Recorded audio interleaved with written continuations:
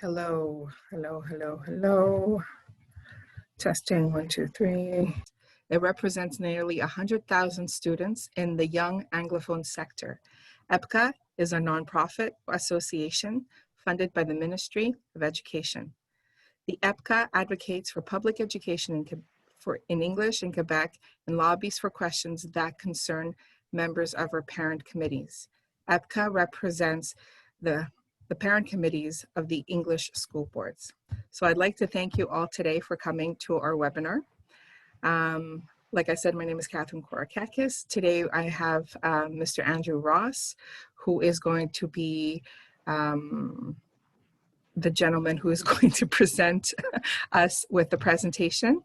I'll let him just introduce himself in a bit. And I'm also here with my Vice President, Mrs. Elsa Pahey. She comes from Sir Wilfrid Laurier School Board, and she's also here to support. Just a couple of housekeeping questions. We can't hear you or see you, but what you can do is ask us questions on the Q&A at the bottom of the screen here. At the end of our presentation, which is going to be about 45 minutes long, we will answer those questions. You can also hit us up with some chat. That's going to be harder to monitor, so what we recommend is that you submit all your questions in the Q&A.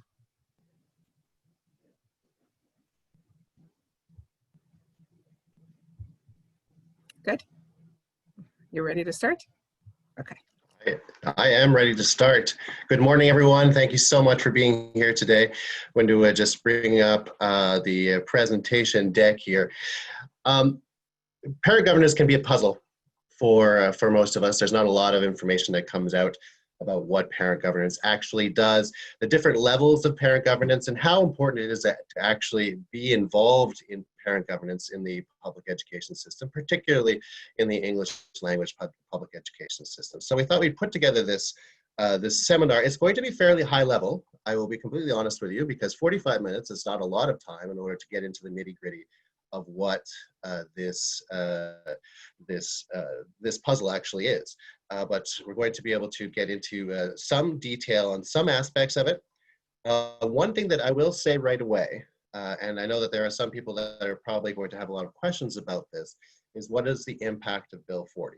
Today we are not going to talk about that because Bill 40 has currently been suspended, and therefore the existing parent governance structure remains in effect. That is the structure that various governing boards are being elected under at the moment, and will continue to be until the end of this month. That's the structure by which the parent committees will be formed, and the current councils of commissioners will be formed. So we're going to talk about parent governance as it is today. Should Bill 40 be enacted across the English language network in the future, what EPCA will do is we'll put together a seminar similar to this to talk about the changes and to talk about those things that will be affected when that legislation comes into effect, or if it comes into effect in the future. And it is different than what is happening in the French system. For Bill 40 has a lot of provisions that are unique to the English language system. So we'll be able to go through that more with you once or if it actually is going to be something that we have to be concerned with. Today, it isn't. So we're going to talk about parent governance as it stands right now. As we move on to the next slide. So a quick introduction about me. I've been in parent governance for the last 10 years at the English Montreal School Board. I've been a member of governing boards at 3 different schools, both high schools and elementary schools. I've been a governing board chair for 8 years, a member of the Parents Committee for 10 years, and I've held various chairs and vice chairs positions at all of those levels. I'm also a 2-term parent commissioner. So I have a lot of experience in the system, and I want to share that experience with you today so that you can take advantage of it. If you have additional questions for me, of course, you can reach out, as Kathy said, to EPCA, and we'll provide you with some contact information for that at the end of the presentation. But you can also reach out to me. My email address at EPCA is aross@epcaquebec.org. So we got many pieces to the puzzle here. We're going to talk about 4 pieces at the moment. There are more. There's no doubt that there are more in this. One thing that we're not going to talk about in too much detail is the Council of Commissioners. It's not a parent governance organization or grouping. It is something that parents do have a role on, but it's not parent governance per se. We're not going to be talking too much about that today. Nor are we going to be talking about the special needs committees. They have various names across different school boards. So we're not going to be talking too much about that today. But we're going to focus on governing boards, parents participation organizations, or PPOs, the Parents Committee, and EPCA itself. So for many of you, you will know what most of these organizations are. The governing board is the governance body at the local school level.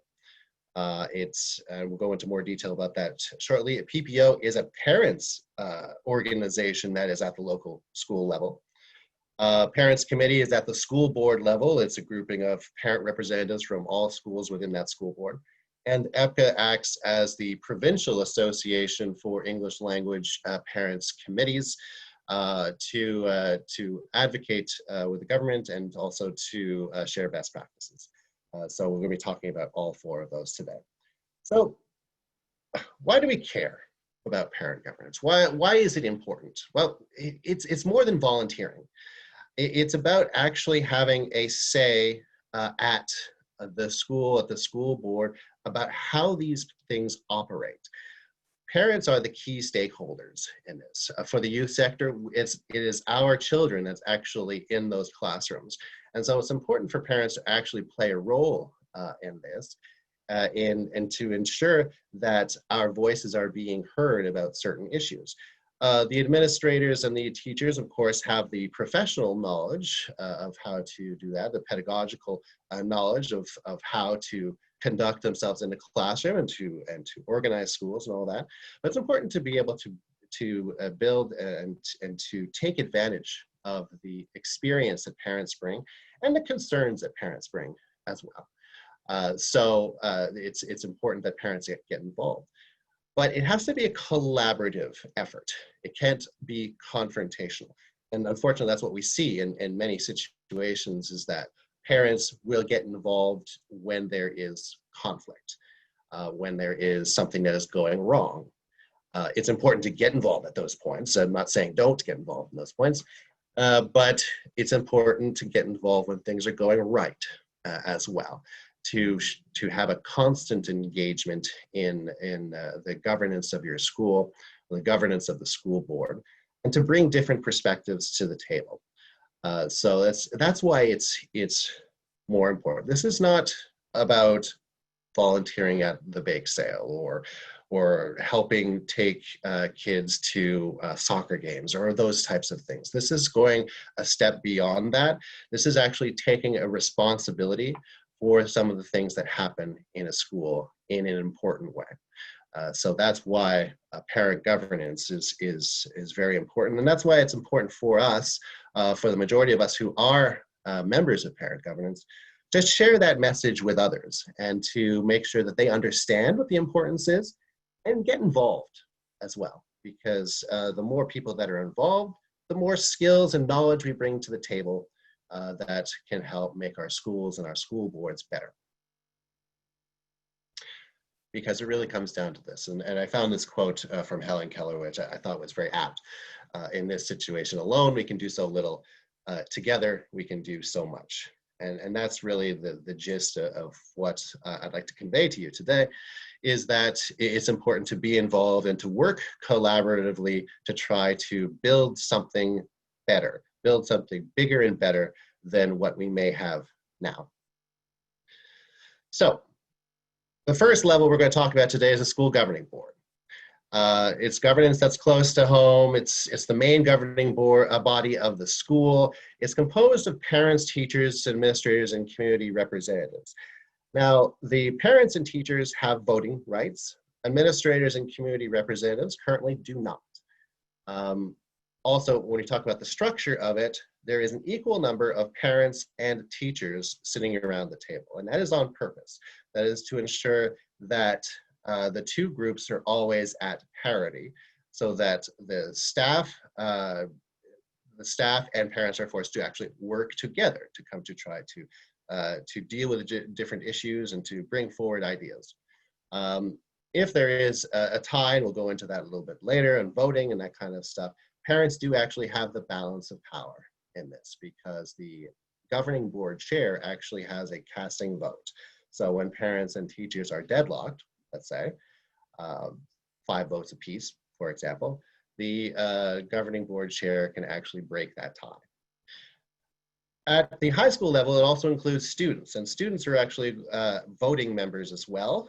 So there are 2 representatives that come from students, and the daycare representatives are included. A daycare representative is included at the elementary level. That is part of the staff allotment. By law, it has to meet at least 5 times a year. So that's very important.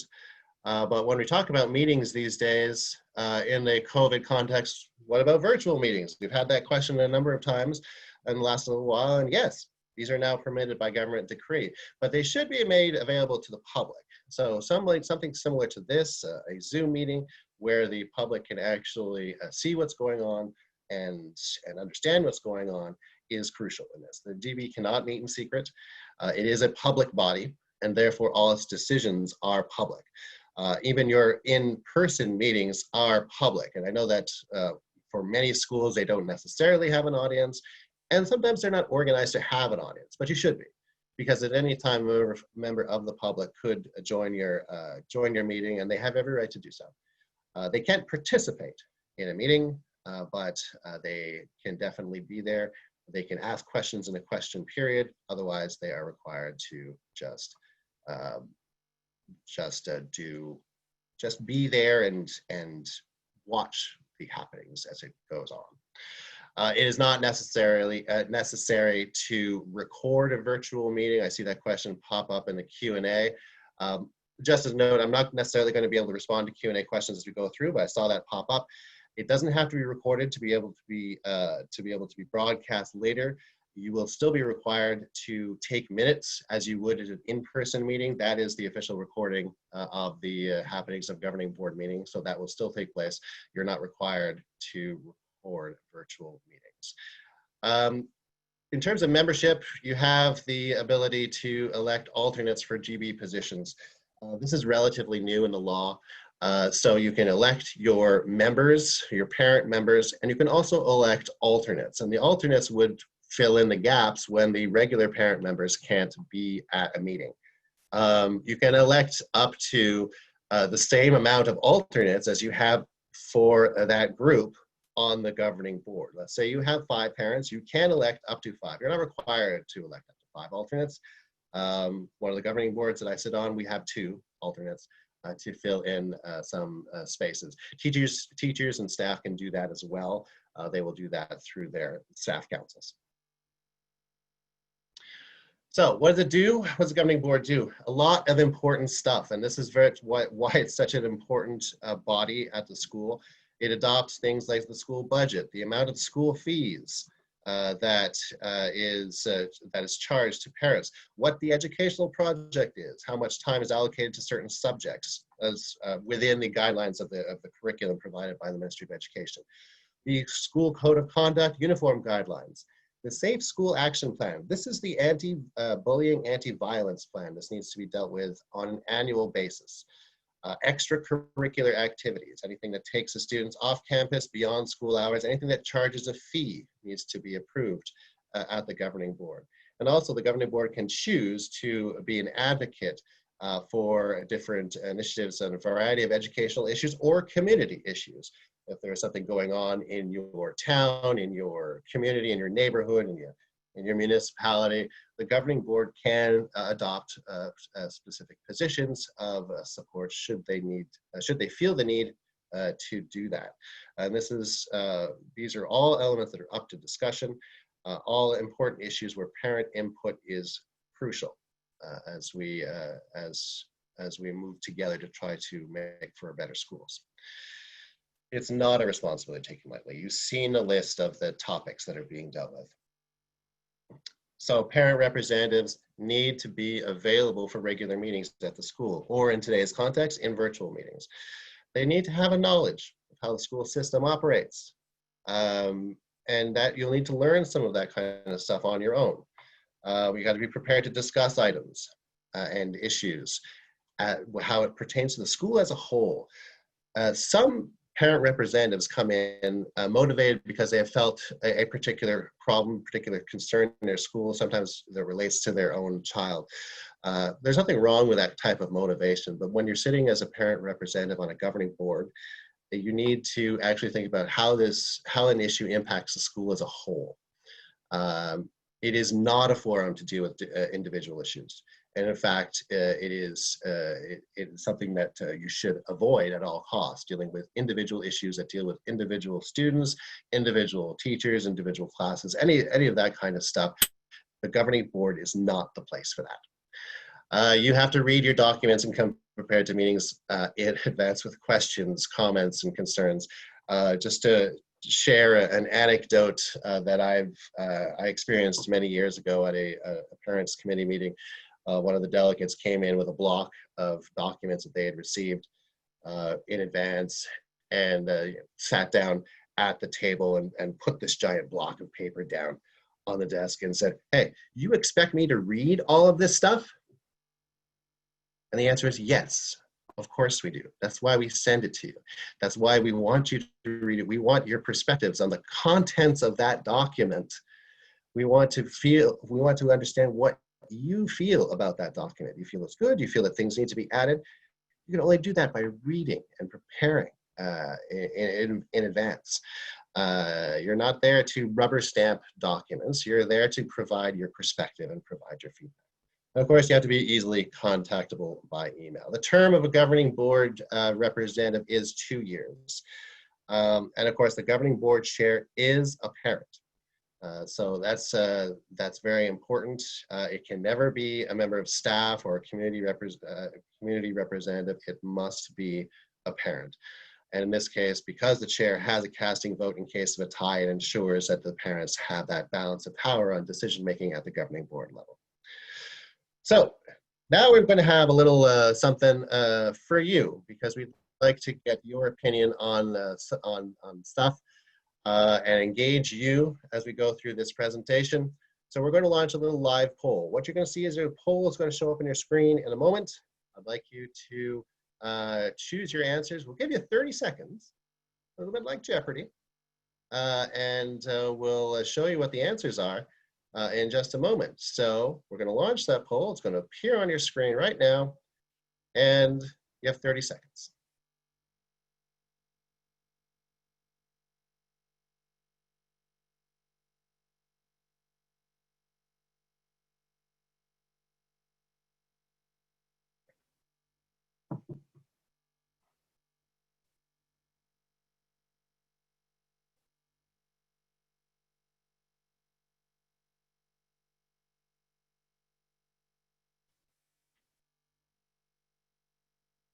All right, everyone. Now to show our results, the poll is now closed. I'm going to share the results of this. You'll see what you've just answered in this, and some interesting answers here. I am gratified that no one is saying that the Ministry of Education is responsible for setting a governing board agenda. I'm very happy about that, nor the school board, which is very good. In fact, the answer in this case is the chair of the governing board and the principal working together, because the chair is responsible for the agenda, but it is the principal who's going to come with a lot of information that needs to be dealt with on a regular basis. So it's about working together on that and working in a collaborative way. So that's why the answer is the chair and principal working together.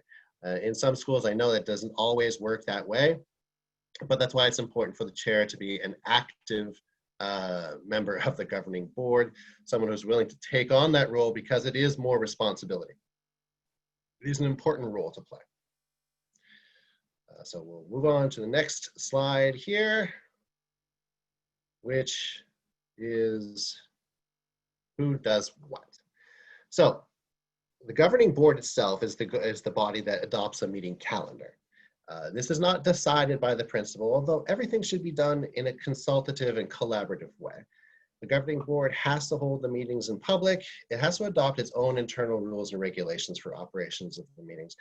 And I know it can't run by the seat of its pants. So it's important to adopt actual written out rules so that people can learn them easily. People can consult them when there are challenges to how the meeting is running, and a variety of other reasons. There's also typically needs to be conflict of interest clauses in the governing board internal rules and regulations, so that, let's say, a parent representative is working for a uniform company for school uniforms. They would have to, and the discussion is about school uniforms, they would have to declare a conflict of interest in that, and they would have to recuse themselves from any discussions and voting on that particular issue. So, because otherwise there could actually be legal concerns about how that decision is made. And of course, the governing board has to maintain double quorum for meetings, which means 50% plus one of parent reps, but also 50% plus one of voting members. So theoretically, if you have all parent members plus one staff member, you can hold a governing board meeting. However, if you have all staff members and only one parent rep, you cannot hold a governing board meeting. So that has to be maintained. It is the governing board chair that prepares the agenda and chairs the annual Parent General Assembly. And I want to stress this because it is an important task that the governing board chair is supposed to take on. And in some cases, it may be the last task that the governing board chair takes on about running the elections, making sure that people understand, among the parent body, understand what governing board is all about. That is the governing board chair's job to do.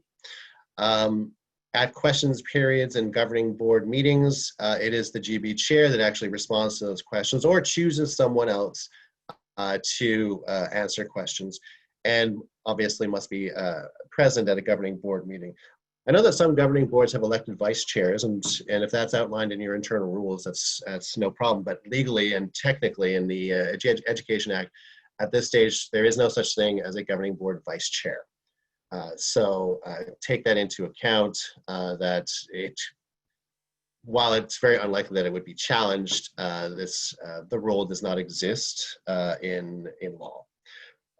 But the fact that by law you're required to adopt your own internal rules of operations, that gives you a little bit of flexibility in that way.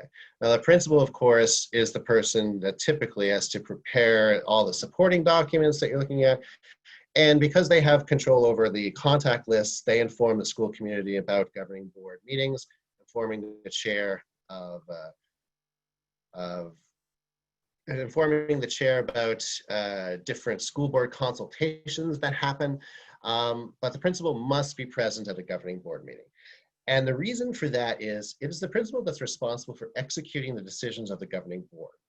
In order for the principal to be able to do that, the principal needs to be at the meeting where decisions are made in order to understand what the reasoning behind something is and make sure that all information about a particular decision is made available to the governing board when they're making that decision.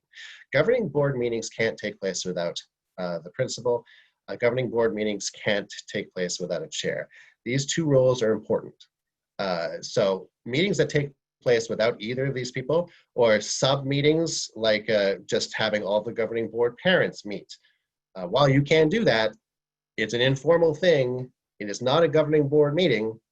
You can have little off meetings if you'd like, but you cannot call them governing board meetings because they are not.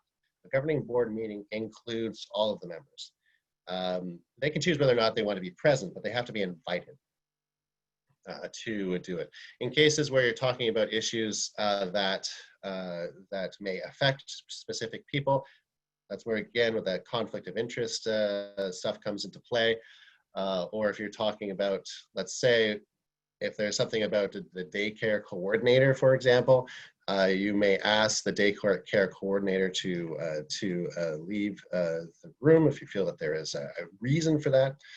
One particular duty that the governing board has is to also define principal selection criteria. And that has to be done every year. This is actually outlined in the Education Act as well, I believe.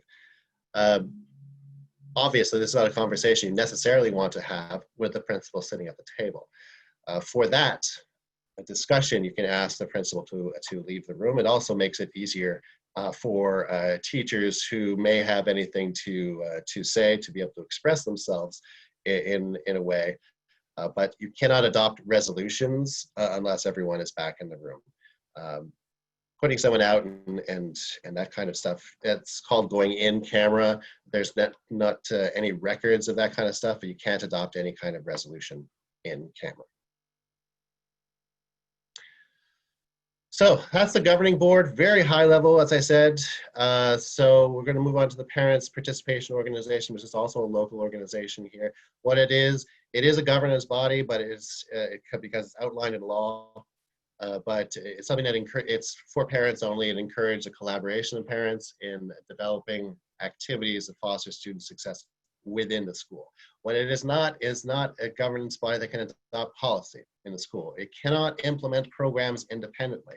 It does not have the authority to do that. What it needs to do is it can propose ideas to the governing board, and the governing board would be the ones to actually adopt policy or implement those programs, or say to the PPO, yes, you can go ahead and do that. That includes fundraising or anything that requires or asks for money. So it's very important. But it also opens the net a little bit wider. You can get a large number of parents to be involved through the PPO. There's no limit on how many people can be part of the PPO. The larger it is, of course, it makes it more difficult to make decisions, but there's no strict limit on the amount, the number of people that would be involved at a PPO. With the approval of the governing board, it can fundraise and can collect fees from parents to run activities. It can do all those types of things, but it has to get the governing board's approval in advance. And a good way to do that is for the PPO to present a plan to the governing board so that the governing board can vote and adopt it in advance of things happening. It can't go do things and then get the governing board's approval after the fact. That doesn't work. It's never a good idea.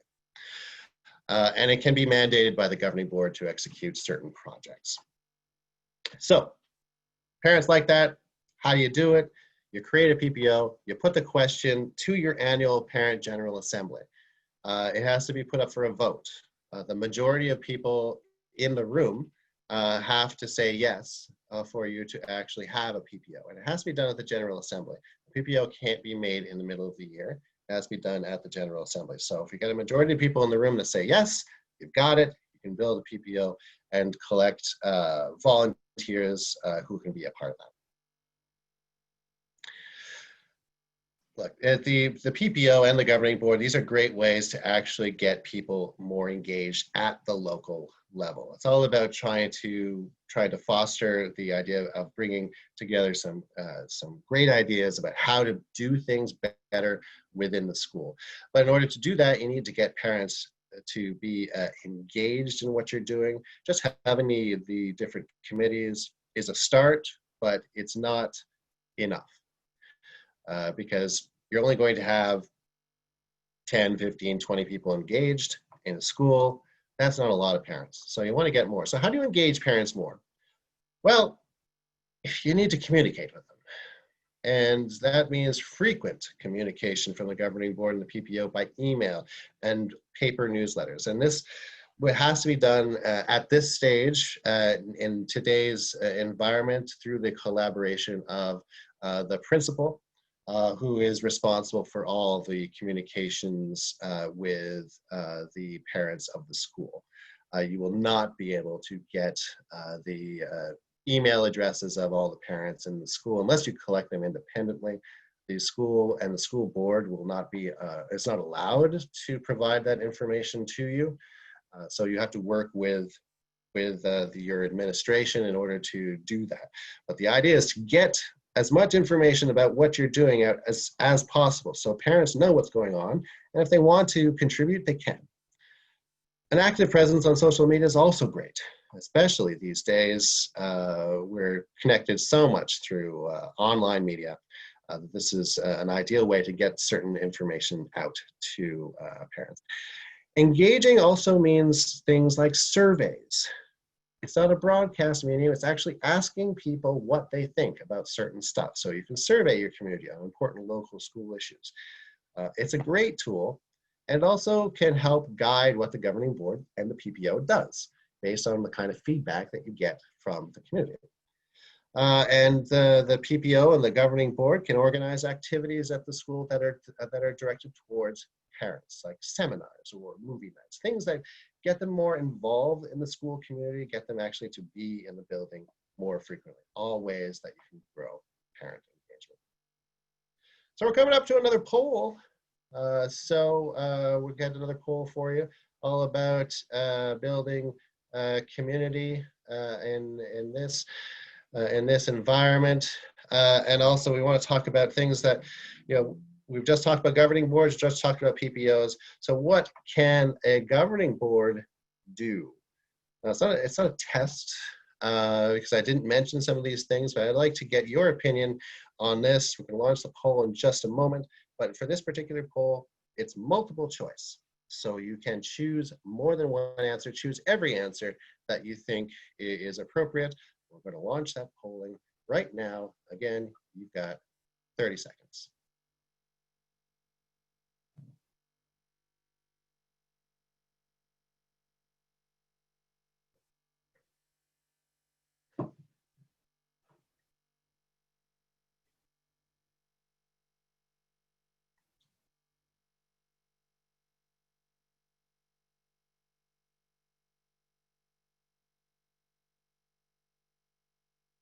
All right, we're going to keep it open a little bit longer because I've got, out of our 35 participants right now, we have 15 who have voted. So if you haven't voted yet, we'll just let it go a little bit longer. Up to 20 now, 21.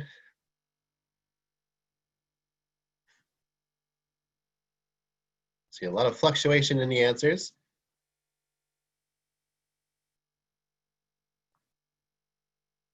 All right, we seem to be tapering off a little bit in the number of answers. We've got 24, 25. All right, so we'll stop it there for now. We're going to share the results. So very interesting here. And I'll tell you that the actual right answers are the first four. The governing board can do all of the first four things. So it's entering into agreements with local municipalities for the use of space, partner with other groups for community initiatives, contract for goods and services, including uniforms or food services, and make grant requests. Governing board can do all of those things. It may have to work with the school board, but the governing board has the authority to do all of those things. The one thing it does not have the authority to do, and this is important because some parents don't get this, is that human resources is not a responsibility of the governing board in any way. So the governing board does not have the authority to reprimand or fire staff members. That is entirely outside of its responsibilities. In fact, discussions about staff cannot take place at the governing board. So that is something that has to be handled through other administrative channels, but it does not happen at the governing board level.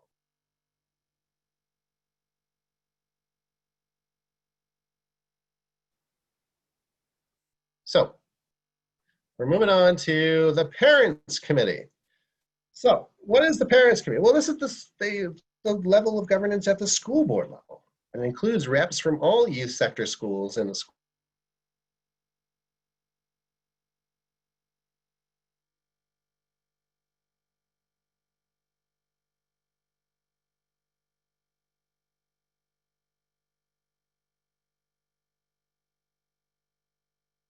A delegate for a school to have a delegate at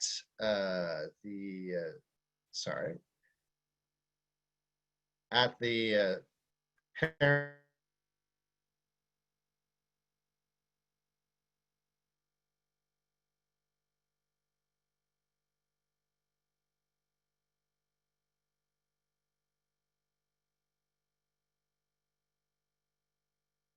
aspects to that. Gets consulted on a wide variety of things, but big issues like school closures, policy changes at the school board level, the school board's budget, a lot of other elements as well, but those are three key things. It can advocate at the provincial level through its provincial association on behalf of all parents in the school board. Typically meets monthly, although again, the Parents Committee can decide what its schedule is going to be. And it elects parent commissioners every 2 years. And this year is a parent commissioner election cycle.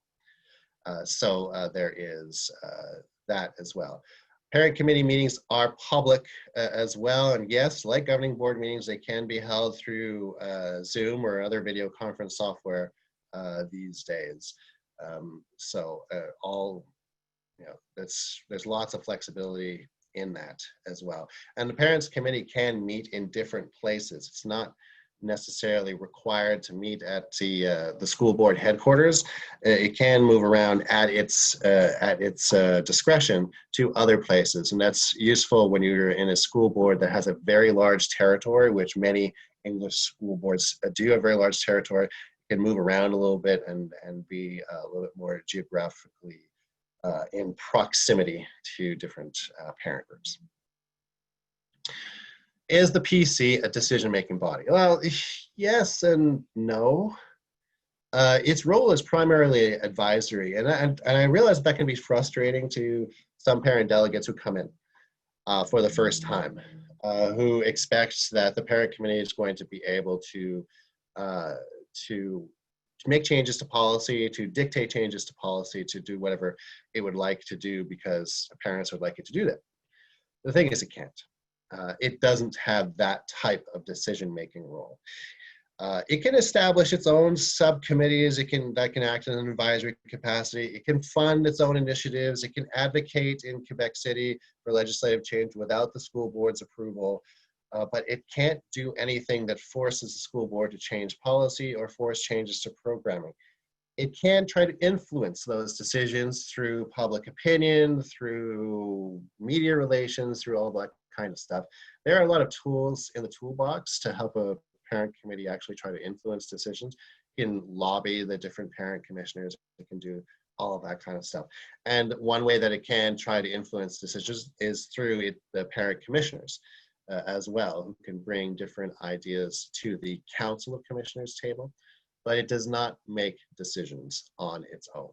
It does not have any control over policy or budgets or anything like that. It can advise on all those things. And one thing that I will point out is parent committees get consulted on a lot of things, which is very important. It's a way for parents to provide feedback and perspective on things. But the one thing about consultation is the obligation to ask a question. It's not the obligation to listen to the answer.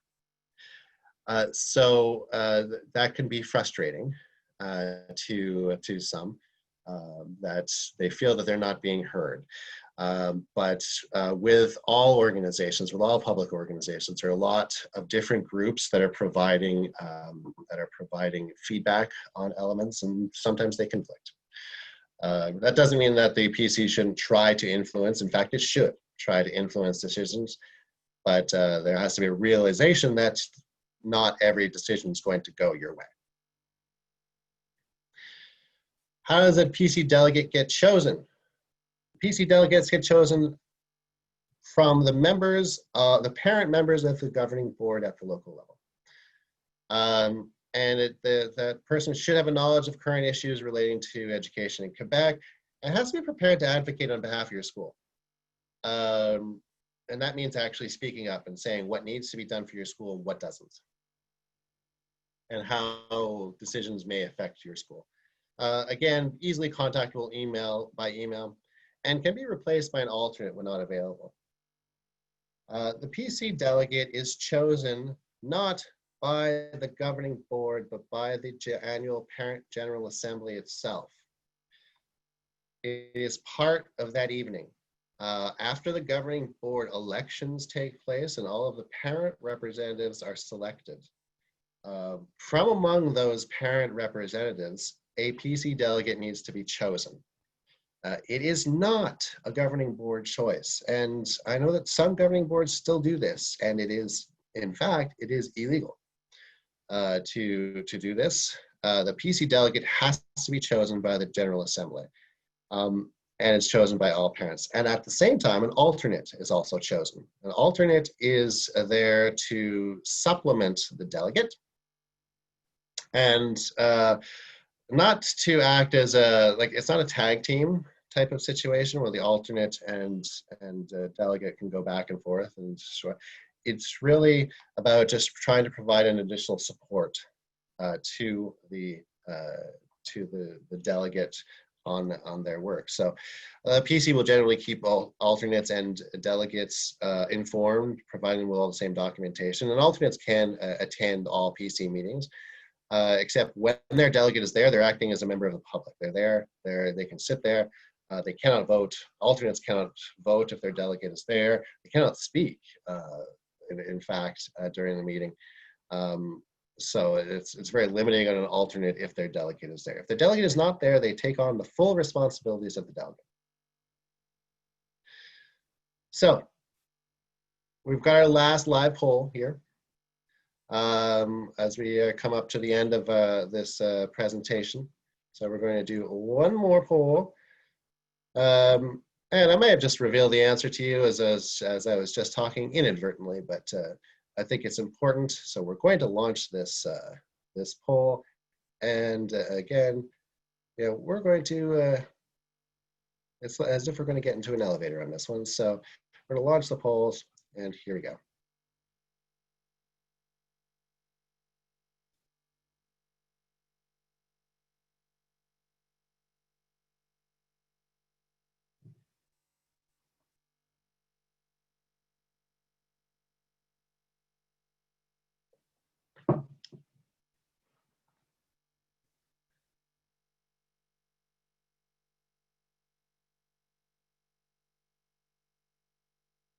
There we go. So we're going to end the polling there. And yes, of course, I mentioned it to you earlier. The alternate does not get to speak or vote if the PC delegate is in attendance. That doesn't mean that the delegate and alternate can't talk to each other. I mean, this is not unreasonable. But anything the alternate wants to say has to be passed through the delegate at the meeting. An alternate could theoretically also speak during the public question period. But that's generally how things should go. So here are the results. You see 88% of the people who responded said nope, and 3 said yes. So pretty straightforward.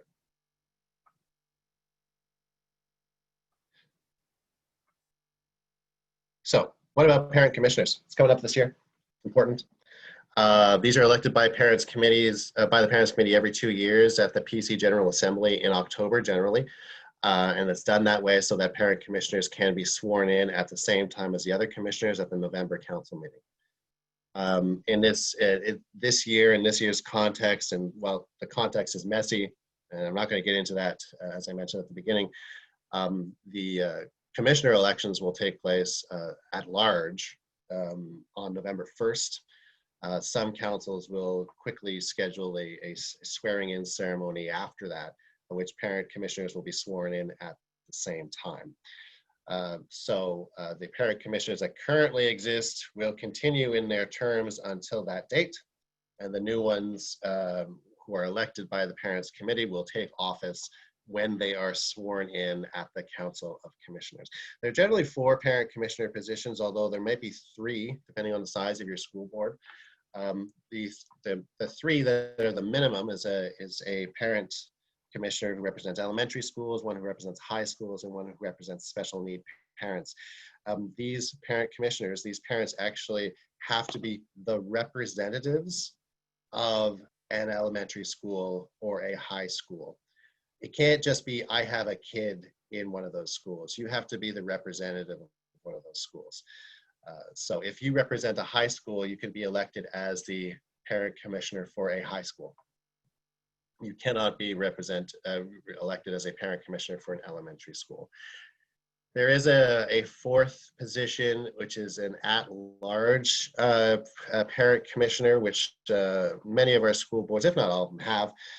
In fact, that's the position that I hold. These are for school boards with more than 10 commissioners. That could be from any of these groups. And that parent commissioner actually then represents all of those groups. So elementary schools, high schools, special needs, parents and schools, all at once. So it's really much more open. In terms of the job, well, it's the same rights and responsibilities as commissioners. There's as elected commissioners or commissioners at large. There is no distinction anymore. Several years ago, new legislation was brought in to bring parent commissioners the vote, which was a big change because before parent commissioners were there as an observer. They did not have the right to vote. Now they do, and they have the same rights and responsibilities. They can vote on all resolutions for the Council of Commissioners. They can be named to committees.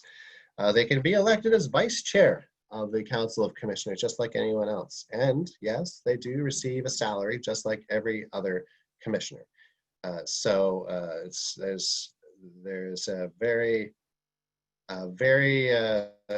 important role, but they are bringing the perspectives of the Parents Committee and the parents community to the Council of Commissioners table and to all the subcommittees and all that kind of stuff. So a very important role. It is a 2-year position. And that's why the elections only take place every 2 years.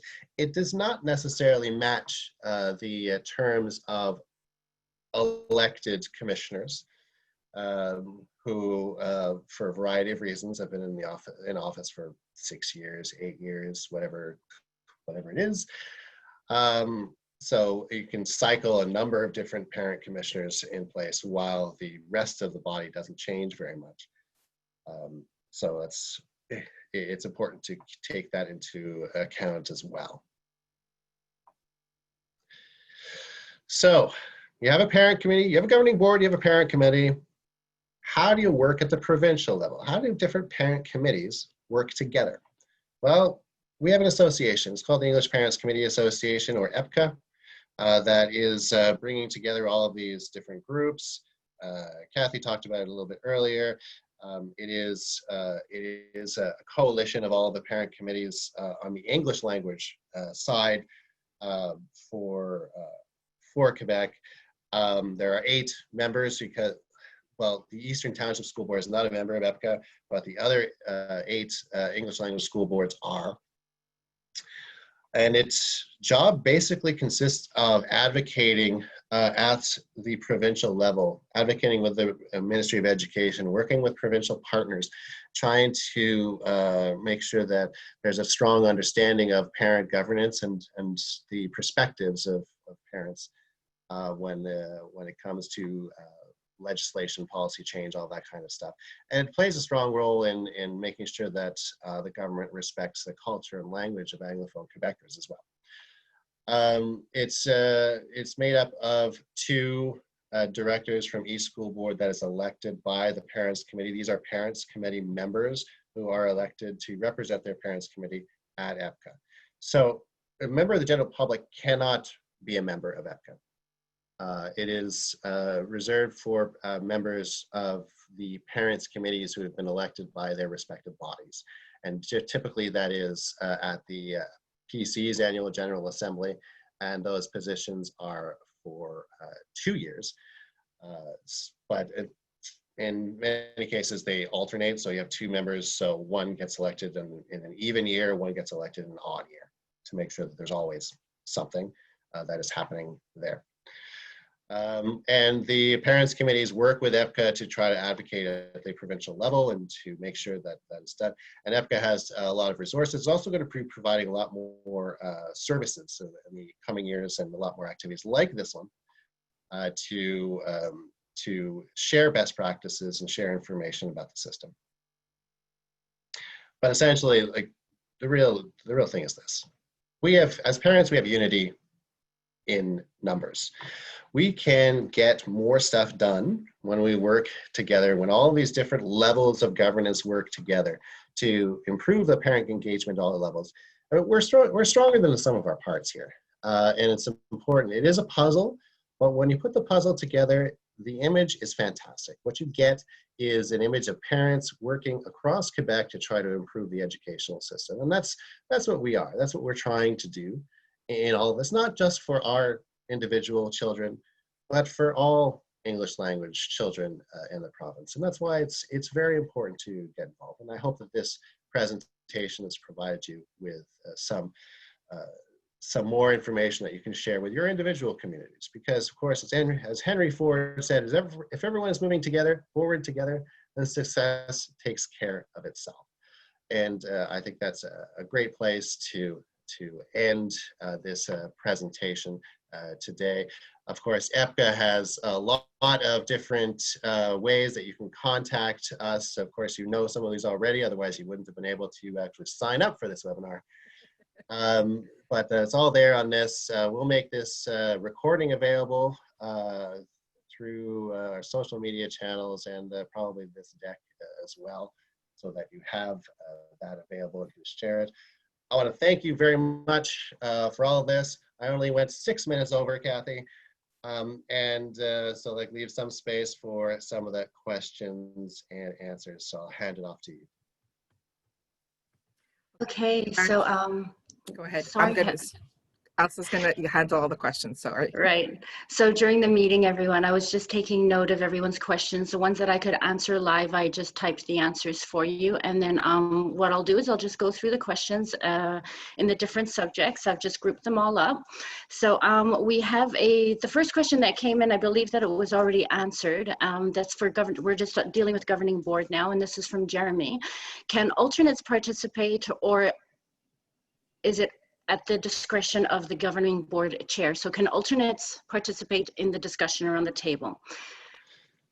It really comes down to discretion of the governing board chair as well. Technically, an alternate is, if they are not taking on the full role of a parent rep at that time or a staff rep at that time, is a member of the public and would not be able to. But if the governing board chooses to allow that kind of interaction, then they can do so.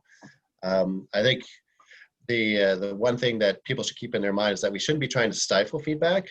If there are ways to do it that doesn't affect the flow of a governing board meeting, then yes, but it's at the governing board chair's discretion, as the governing board chair is the one who runs the meeting. I think it's also important to note that if you're there, it's an alternate, you don't get a vote. Yeah. So of course you can participate, but you wouldn't be able to vote. Thank you. So the next question we have is from Melanie Leblanc. Could you please just explain very quickly what the difference is between adopting and approving at the governing board level? Adopting and approving, I'll be honest with you, I get these confused sometimes myself. But adopting is taking a document and saying yes or no to it, but not really be given the opportunity to make changes to it. Whereas if you have the authority to approve something, you can actually suggest changes to it and alter a document or alter a resolution to it. We're going to double check that because I know it sounded like I knew what I was talking about, but I think that there is a difference and a distinction between the two, and it's an important distinction to make. But I think that it also depends on the openness at a governing board level to accept feedback for certain types of documents.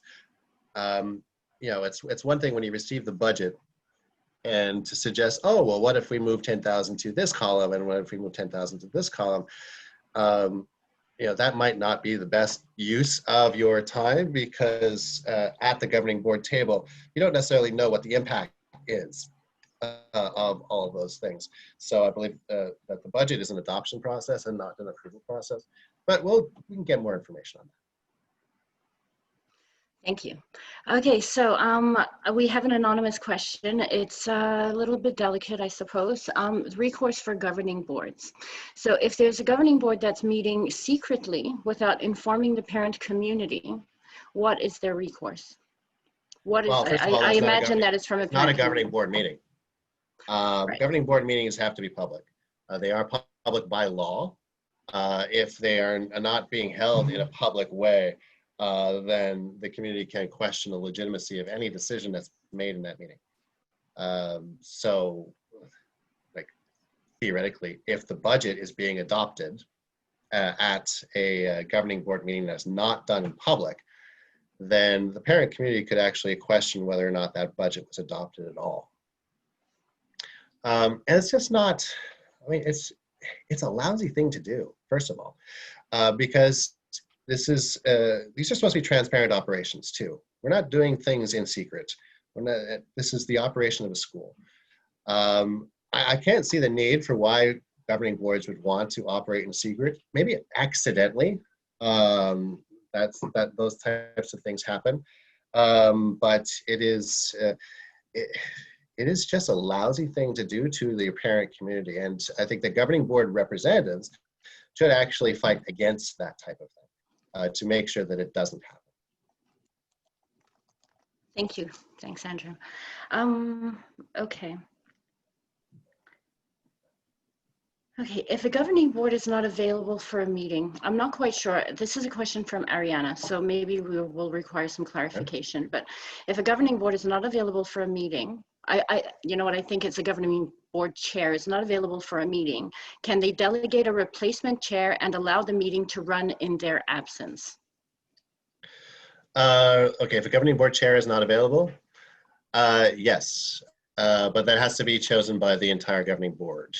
The governing board has to agree to delegate that responsibility. That's usually done on a meeting by meeting basis. If Bill 40 were to be adopted, it would also require, I believe, the election of vice chair. So that would solve part of those problems. Yes, so if a governing board chair can't be there, yes, the responsibilities can be delegated on a meeting by meeting basis. But obviously, it's not something that should be done frequently. Perfect. And just to also be clear that it has to be done within the members that are sitting on governing board. Yes. It can't just be written. Okay. So the next question is a little bit more involved, and I think that what we should do is perhaps provide an answer in writing, and it's much more specific about what the roles are on governing board, the chair, the parent rep, the secretary, the treasurer, the vice chair, and all of that kind of thing, the teachers. So perhaps we can put something together in writing, unless you want to just address that very well. I'll address some of it at a very high level. I mean, the secretary's role is fairly clear. The secretary's role is to take the minutes and draft the minutes and make sure the minutes are available, and sign certain documents like the governing board chair has to do. In terms of parent reps versus teacher reps, the roles and responsibilities are the same.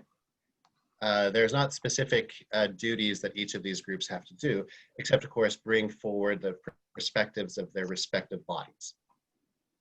So it's not that teachers have to do something different than parent reps. A good practice that I've seen is to actually have different reports at your governing board, and you can have a report from the teachers and a report from the principal and a report from professional staff and all that kind of stuff, so that they're providing that kind of report on a regular basis. And those kind of useful. You can also have a PPO representative who could provide a report of the PPO's work as well. But beyond that, there is a treasurer as well who is responsible for the governing board's massive budget, which tends to be very, very small, and can be, well, the governing board decides how that's going to be used. It's not that the treasurer has to run the numbers or is responsible for holding the money or managing the money. It's in a lot of ways it becomes a ceremonial role, signing papers and stuff. But that's the difference. And the community representatives, even though they can't vote, they're supposed to bring the perspective from outside the school as well. Great. Well, that wraps it up for the governing board questions. So I'm going to move on to the next section, which was for PPO. we have a couple of questions there. So the first question is from Jennifer, and it's with respect to the PPO membership. And so, as you explained, the PPO was created during the AGA and is voted on. However, what about the membership of PPO? Are you able to sign up as a member during the year, or do you have to kind of? Yeah, no, I want to clarify that because, yeah, it's the PPO can be created at the General Assembly, but people can join it at any time. Right. A best practice I've seen is for there to be calls out to the parent community over the course of the year if you want to join the PPO and work with the PPO. And the PPO can also do like volunteer drives, volunteer recruitment drives to do that kind of stuff. So there's not a limit as to when you can join a PPO. It's just that the PPO has to be created at the beginning of the year. Great, perfect. I have Christopher here. He's asking a question about the allowances in the French system of Bill 40. I don't know if we can answer this even, but it says, doesn't Bill 40 in the French system give governing board chairs the ability to email the parent population? That is true. And in fact, that would have applied to the English sector as well had Bill 40 been in effect. I think that there is a strong argument to be made that even if Bill 40 is not going to be put into effect or never gets put into effect in the English sector, that advocacy be made to provincial government to make sure that governing board chairs have that right and ability to do that. Same with the parent committee chairs to reach out to the wider parent community without having to get the approval of either a principal or the administration of the school board. So yes, it's in the law. It would have applied to everyone, but since it's Bill 40 has been suspended for the English sector, it doesn't apply to us at the moment. So it is something that would be of great value. Perfect. That's actually all the questions we had for that section. Now, the next ones are just a couple of questions for the PC. So I have two questions from Ariana. The first is, in the event that no one volunteers to be a delegate to Parents Committee at the AGA, and there's no election that happens, does that mean that that school goes unrepresented for the entire year? Yes. Yes. And there is something that you can do. Well, we'd have to check the regulations on this one a little bit, but governing board or parent representatives, parent delegates need to be selected in the month of September at the General Assembly. It has to be done by September 30th. Now, if a school wants to hold a special General Assembly at a later point to choose someone, it still needs to follow the same kind of process. I believe that would be okay, because there has to be a provision to take into account what if someone resigns, right? If you resign in December, then we don't want your school to be without representation for the entire year. So, but that it can only be done at a special General Assembly. I don't believe that the governing board can make that choice in the interim.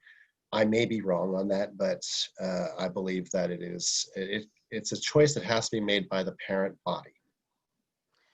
I think you're correct, Andrew. Just in addition to all of this, we kind of have to keep in mind that with the elections coming up, perhaps there are parents that are on their governing boards and on their PCs right now that may be running for these commissioner positions. And if they do get it, then they're going to have to resign those positions. And so then a school could potentially be without representation. So we definitely need to make sure that we understand, how we can replace that at the PC level. Okay, so the second question from Ariana, which I believe we also already answered, which was with respect to the alternate PC delegates being able to speak at a PC meeting. So yes, they can attend. Go ahead. Yeah, and yes, obviously, if the internal rules and regulations allow for some flexibility, then for your specific PC, then that is great. It becomes unmanageable if all of your alternates are there and all of your delegates are there. Each school should only have one representative at a time. And that is the point of this. That's why there is a delegate, and the alternate, just by the very nature of the name, alternate, shouldn't necessarily be there at the same time. It's to fill in the gaps. But if they're both there, ideally, all the feedback should be funneled through the delegate for that school. If the internal rules and regulations say otherwise, then that is great. But they absolutely cannot vote. That's for sure.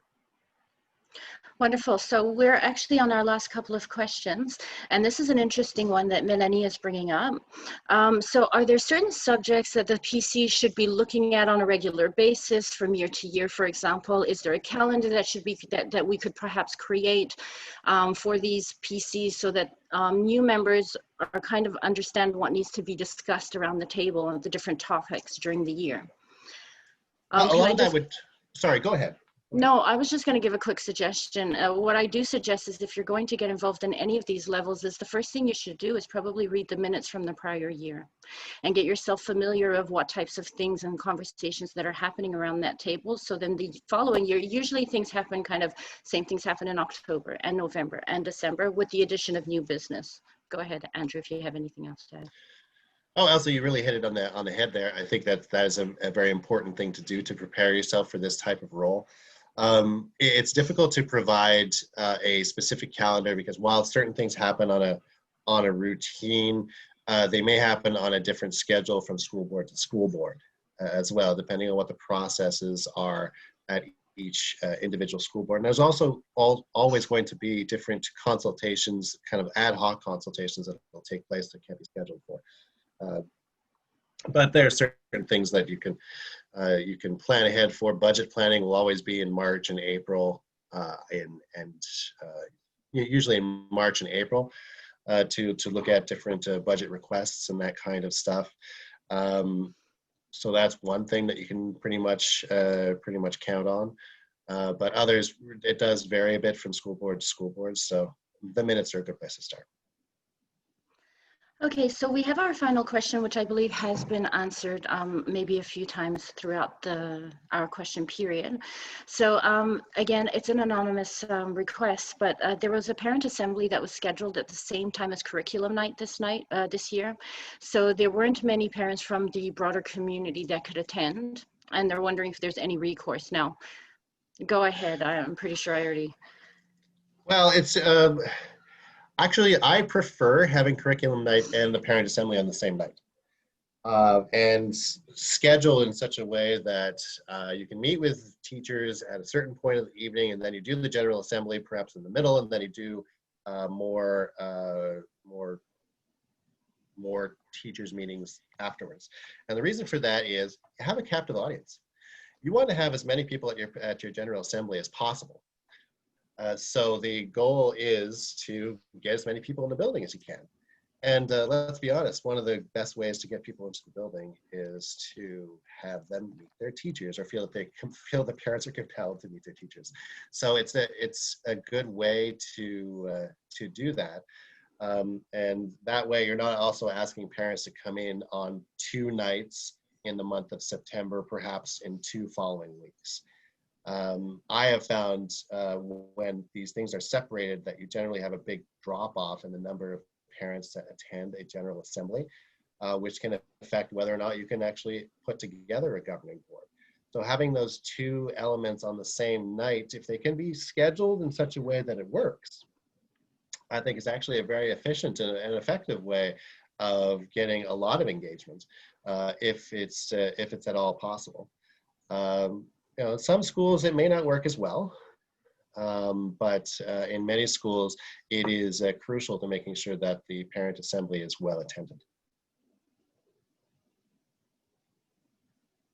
Okay, so that's the end of our questions, guys. Sorry. Thank you, everyone. I'd like to just take a couple of minutes to say thank you, Andrew, for this informative training session on parent governance. The information was invaluable and will allow us all to be better informed with regards to parent governance. Thank you, Elsa, for manning the Q&A and giving us some great answers and helping us have answers to our questions. I'd just like to say that if you want to stay informed about issues regarding public education, I welcome you to sign up to our newsletter, and you can do so by visiting our website, www.epcaquebec.org. Follow us on our social media platforms because your voice does matter. The other thing that we do is if you have any other training sessions that you would like us to put together, email us. You can email us at info@epcaquebec.org. And if you email us, your questions will be answered. It doesn't go into a void. Even if we don't know the answer, we will find somebody that does. Parents are not alone. We all work together. And your voice matters. When we talk to the minister, when we talk to the ministry, we consult our parents, and a great way for that to happen is for you to answer our surveys and to work with your different parent committees in order to do that. Even if you're not sitting on a parent committee, you can still fill the surveys because all the parents matter. So thank you very much for joining us. We will make this presentation available to you on our social media platforms and on our website, and we will also have it available, the deck as well. So you guys have a great day. Enjoy your weekend. Thank you so much for coming. Thanks, everyone. Bye. Thank you, everyone. Bye.